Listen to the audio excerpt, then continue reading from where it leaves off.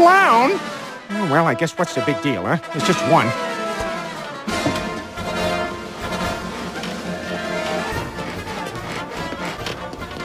Oh, I was quite sure it was just one from the size of the cat. My thing is, I have to have a Democrat. It has to be a Democrat.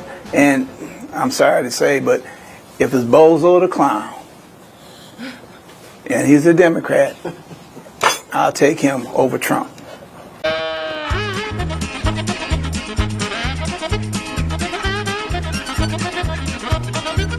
Thank you. Senator Booker, let me bring you in here. You say you support Medicare for all. You also say you are not going to pull private health insurance from more than 150 million Americans in exchange for a government plan. But that's what Medicare for all would do. So how do you square that? Well, first of all, let me just say that the person who's enjoying this debate most right now is Donald Trump as we pit Democrats against each other. Let's start with Booker, because you say he had a good night. We heard it on the other set as well. I'll take the other side because his big moment, I think he was the happy warrior. That's good for him. Where I disagree is I don't think he was completely honest in his answer with Joe Biden. With his whole Kool-Aid, he doesn't know the flavor. He didn't know the flavor either. The ACLU came after him while he was mayor because his police force was being unjust. 3 years into it, they settled the case. That's when he came up with the recommendations that they liked. So it wasn't that they just liked his job. They sued him for the job he was doing. Does it matter? Well, you know, that's the case that Joe Biden should have made, right? Because that didn't happen on the stage. And so he was spinning, I would say. You call it lying, I would call it spinning, massaging. I said he wasn't completely honest. Yeah, so he was massaging the facts a little bit in his favor. Endorse the senator. Senator Gillibrand, what's your response? To the people of Michigan, I know exactly how I beat President Trump. I've already done it. I took a bus tour. What did you mean when you said when a woman works outside the home, it's resulting in, quote, the deterioration of family? No, that we are avoiding, these are quotes. It was the title of the op-ed. No. And that just causes concern for me because we know America's women are working. 4 out of 10 moms have to work. They are the primary or sole wage earners. They actually have to put food on the table. 8 out of 10 moms are working today. Most women have to work to provide for their kids. Many women want to be working to provide for their communities and to help people. Let the Vice President either you don't believe it today, or what did you mean when you said it then? In the very beginning, my deceased wife worked, but we had children. My present wife has worked all the way through raising our children. The fact of the matter is, the situation is one that I don't know what's happened. I wrote the Violence Against Women Act, Lilly Ledbetter. I was deeply involved in making sure the equal pay amendments. I was deeply involved in all these things. I came up with the It's On Us proposal to see to it that women were treated more decently on college campuses. You came to Syracuse University with me and said it was wonderful. I'm passionate about the concern, making sure women are treated equally. I don't know what's happened except that you're now running for president. So I understand, Mr. Vice President. Senator Gillibrand, what's your response? Again.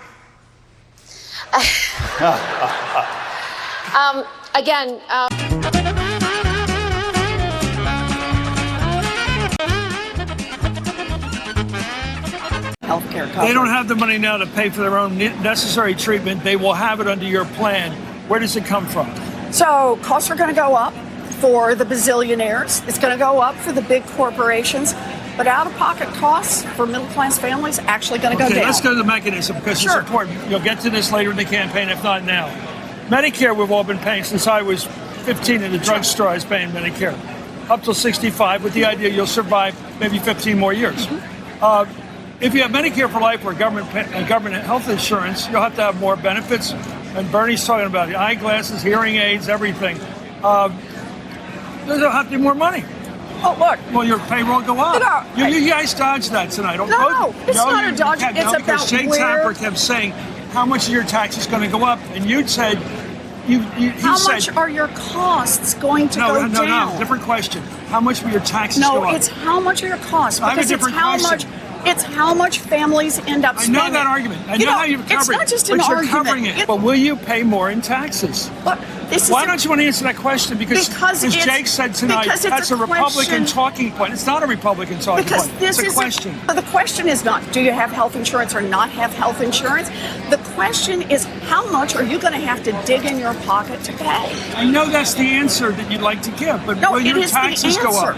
The question is your total cost. Okay, but there's no answer to the question where your taxes There are. is. And for those of us who covered the healthcare debate the last time, know how hard even the littlest details are to get across the finish line versus the if you dream it, you can do it. It's like, let's do this and let's give free this and this and this. Sunshine and unicorns ain't always easy. Yeah, and Right, there was exactly criticism from, you talked about they have to pay for it. There was criticism from people like Joe Biden that the other Democratic candidates aren't being straight about how they would pay for it, except for Bernie Sanders. And you saw that last night. Elizabeth Warren was salivating over the John Delaney and the wealth tax argument, but she dodged completely when asked about Would she if tax she middle would class? middle class. Yes, she said that. She did said overall not. their costs would go down, but she wouldn't say that their taxes would catch. go up. Right. Yes, Yeah, quickly. and the problem with that is that, yes, the taxes will go up and the costs may go down. But when Republicans are concerned that if they give Democrats an ability to raise taxes, they will never come down. They'll keep going up and up and up. That's the Republican argument. Okay. Less than a third of Democrats support what you're talking about. I mean, you just said before it's not that popular. It's really unpopular. I don't know about that. I mean, I've seen different polls. 20 I saw one that said 75% of primary Democrats did. I saw one that said 45%. I saw one that said 27%. But anyway, I think that was of all Americans. It's not, well, okay, let's even say all Americans. Not popular. You, if you were nominated, be running against Donald Trump, who wants to build a wall, and they can say about you, open borders. Open borders. All you want to do is open borders. That's a right-wing talking point. The other thing I would say is that, you know, You said it's a right-wing Republican talking point, but it's also Jay Johnson's talking point. The DHS secretary wrote a piece in the Washington Post where he said your plan to decriminalize immigrants crossing the border illegally, he said it was essentially open border. So it isn't a Republican talking point. It's actually coming from lots of Democratic strategists and the Obama administration. I respect Secretary Johnson, and it's unfortunate that he's basically adopting that right-wing talking point. Nobody heart is more broken watching these kids being abused and mistreated than me or you or anybody else here. It disgusts everybody, disgusts the whole world. But isn't there some other way to deal with that than saying decriminalize the border? Because the thing is, it seems like to me, you're trying to solve one problem which everybody cares about, but then you're creating this other political problem which is freaking everybody out. So can't you come up with some proposal that just says you can't mistreat these kids and protect the kids without making it seem like you're saying come one, come all across the border? I mean, isn't there some other answer, man? Because your answer is you've got the right motivation to try to protect those kids, but it seems like it's causing political problems. Joe Biden had a lot to prove tonight. Did he do it? He proved to me that I won't vote for him. Why?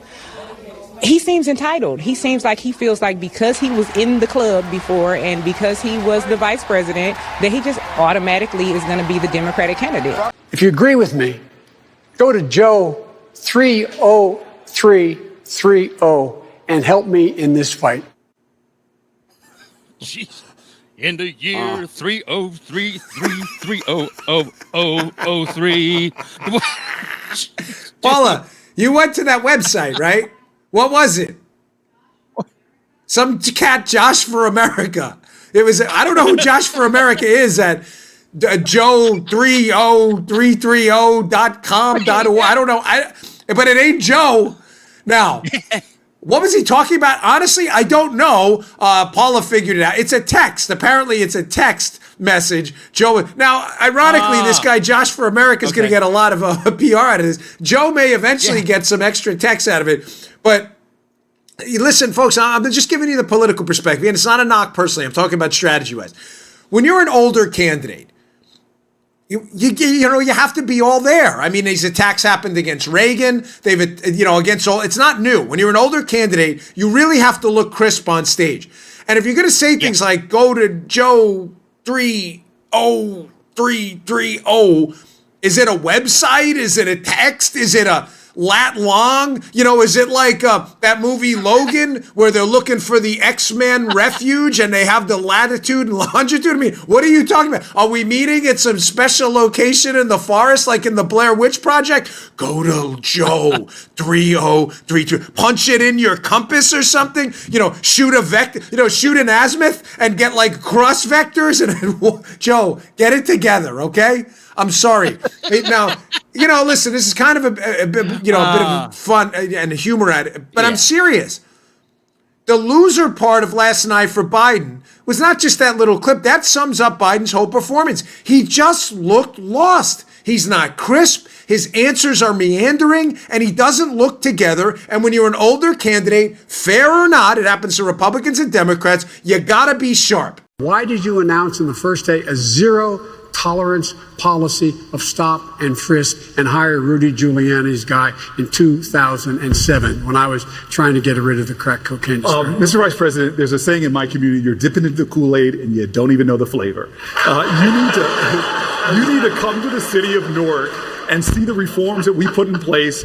Yeah, I agree with the Congress member, but I don't hear an answer from the Vice President. I'm confused. I asked the Vice President point blank, did he use his power to stop those deportations? He went right around the question. Mr. Vice President, you want to be President of the United States, you need to be able to answer the tough questions. I guarantee you, if you're debating Donald Trump, he's not going to let you off the hook. So did you say those deportations were a good idea? Or did you go to the president and say, this is a mistake, we shouldn't do it? Which one? I was vice president. I am not the president. I keep my recommendation to him in private. Unlike you, I expect you would go ahead and say whatever was said privately with him. That's not what I do. What I do say to you is he moved to fundamentally change the system. That's what he did. That's what he did. But much more has to be done. Much more has to be done. I still don't hear an answer. Senator Booker, please respond. Well, a couple things. First of all, Mr. Vice President, you can't have it both ways. You invoke President Obama more than anybody in this campaign. You can't do it when it's convenient and then dodge it when it's not. And the second thing, and this really irks me because I heard the Vice President say that, if you got a PhD, you can come right into this country. Well, that's playing into what the Republicans want, to pit some immigrants against other immigrants. Some are from shithole countries and some are from worthy countries. We need to reform this whole immigration system and begin to be the country that says everyone has worth and dignity, and this should be a country that honors for everyone. Don't let the Republicans divide this party against itself. I thought Kamala Harris, who came in with big expectations because she'd done so well in that first debate, I think she was very uneven. She never seemed to really settle in. She didn't seem to expect that she was going to get prosecuted on her prosecutorial record, and Tulsi Gabbard really went at her. So now Harris, she has a hard time defending her health care plan. Yeah. I don't understand how her plan is Medicare for all. Help me. I can't. You must. No, I can't, and I was very confused tonight watching the debate. It doesn't, especially comparing it to last night, which was a really substantive, meaty debate that you had going on between, two different groups of ideological people. You had Bernie and Warren making really their very strong case for Medicare for all. Tonight we didn't have that as much. It wasn't really clear what they were arguing about. And I think that, the thing about Kamala Harris, I just cannot wait to see her have that debate with Bernie Sanders or Elizabeth Warren, because I think that they're going to probably shred this proposal, because it has a 10-year time for this to roll out. I mean, this basically means that she'll be out of office by the time it actually fully goes into effect, right? So it's not anywhere near, I think, what a lot of Democrats would feel is necessary, that there's this crisis, there's this healthcare crisis, and is this kind of incrementalist approach, is this really what we're looking for? The clown show continued last night. Again, it's tough to categorize who the biggest loser was. De Blasio, I have a tough time even wasting time on this guy, but what he said was so stupid, I feel the need to counterpunch here. So here's de Blasio arguing again last night, the Democrats' new mantra, that the wealthy don't pay their fair share. This is just unbelievably stupid. This has to be the party that's not afraid to say out loud, we're going to tax the hell out of the wealthy. And when we do that, Donald Trump, right on cue, will call us socialists. Well, here's what I'll say to him. Donald, you're the real socialist. The problem is, it's socialism for the rich.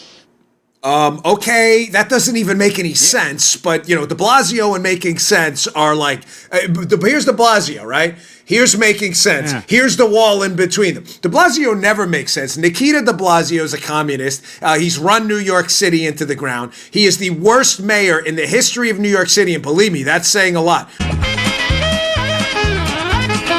What Senator Sanders was just describing, what Senator Warren is describing, has not happened in our lifetime. That a Democrat can run in a national election to be for Medicare for all, for free college tuition, maybe for reparations, for giving health care to undocumented immigrants, a host of liberal proposals.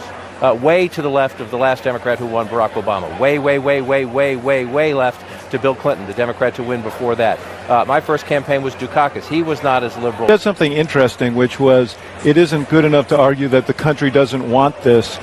It does seem, if you're running for president, that you ought to take into consideration what the country wants.